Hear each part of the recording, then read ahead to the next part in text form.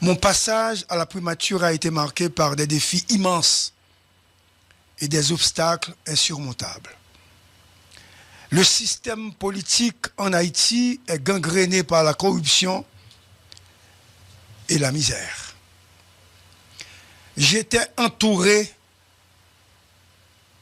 d'opportunistes, d'apatrides et de gangsters. Et j'ai frôlé la mort à plusieurs reprises, père. Un policier membre de ma sécurité était en contact direct avec les gangs armés. Scoop! Les promesses de la communauté internationale, papa, n'ont jamais été tenues. Et malgré les efforts de la police, plus de la moitié de ses membres ont des liens avec les gangs. Les élites économiques n'ont aucun projet d'investir en Haïti. Tous les membres du Conseil présidentiel de transition cherchent l'argent sale et sont sous l'influence d'une frange de la bourgeoisie comme Prador. Tout le monde veut s'enrichir aux dépens de l'État. Des personnes, entre guillemets, importantes, sont impliquées dans la vente d'armes et de postes ministériels. Tout se fait pour de l'argent, papa. Les partis traditionnels se sont engagés dans une alliance malsaine pour financer les gangs et conspirer contre moi. Ils ont payé pour ma déstabilisation et les sanctionnés se sont ligués contre moi pour infiltrer et placer leurs poulets dans le système administratif, papa. J'ai résisté pour ne pas livrer les caisses de l'État à des partis politiques. Ils voulaient contrôler toutes les structures qui génèrent de l'argent, à savoir la douane, l'OAVCT, la AN, l'ONA. Ils ont même vendu la DGI. Ils ont réclamé les ministères régaliens pour financer leurs partis politiques et refaire une santé économique personnelle. Ils ont volé l'argent de l'assainissement. Rien n'a été fait par le ministère de l'Environnement et des Travaux publics. Ils voulaient tous avoir un passeport diplomatique pour leur petit ami.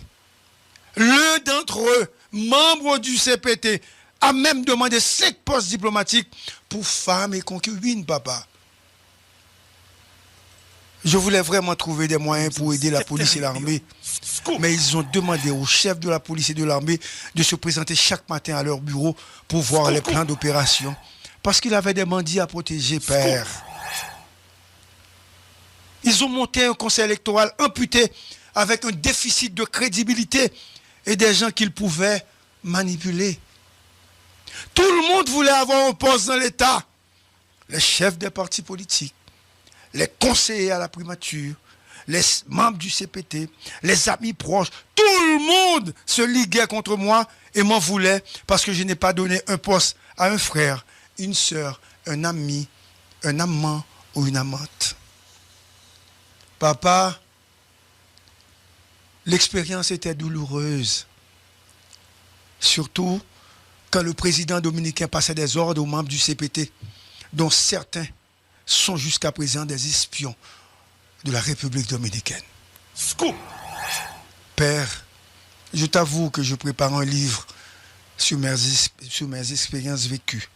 Mais Haïti ne survivra pas avec ses apatrides. Merci de penser à moi. Mais Dieu merci que je sois encore en vie. Papa, le carreau est tout prêt et Haïti ne s'en sortira pas sans une aide massive de la communauté internationale et une nouvelle classe politique. Les politiciens actuels doivent être écartés pour créer une nouvelle nation avec une nouvelle génération de leaders.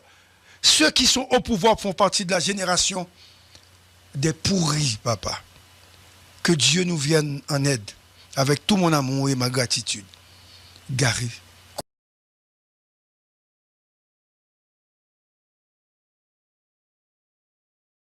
Scoop.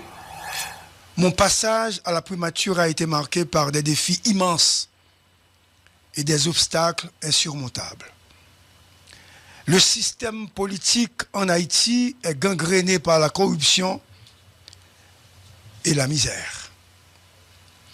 J'étais entouré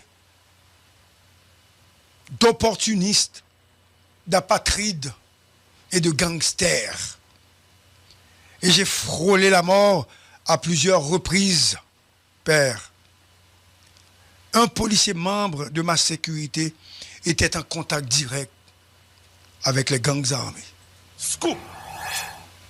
Les promesses de la communauté internationale, papa, n'ont jamais été tenues. Et malgré les efforts de la police, plus de la moitié de ses membres ont des liens avec les gangs. Les élites économiques n'ont aucun projet d'investir en Haïti.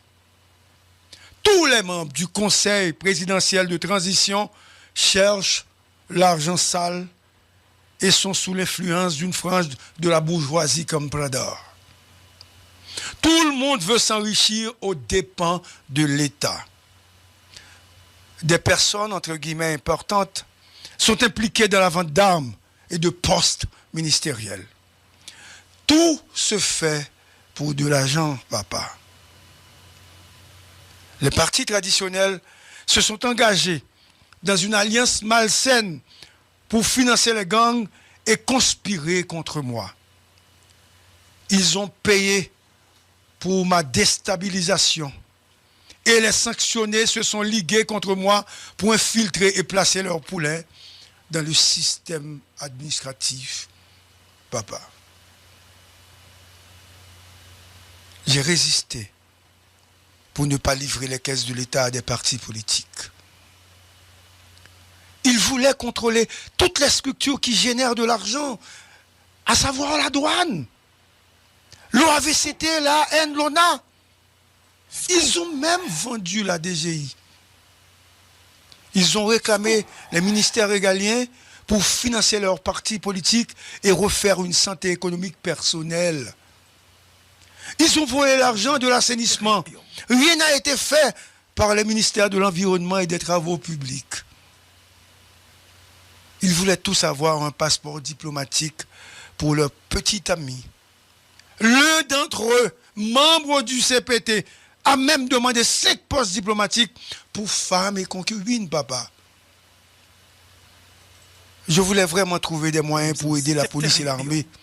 Mais ils ont demandé aux chefs de la police et de l'armée de se présenter chaque matin à leur bureau pour voir les plans d'opération. Parce qu'il avait des bandits à protéger, père. Ils ont monté un conseil électoral amputé avec un déficit de crédibilité et des gens qu'ils pouvaient manipuler. Tout le monde voulait avoir un poste dans l'État.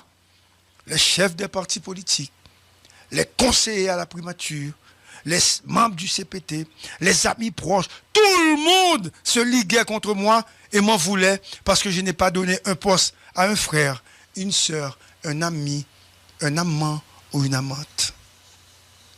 Papa, l'expérience était douloureuse.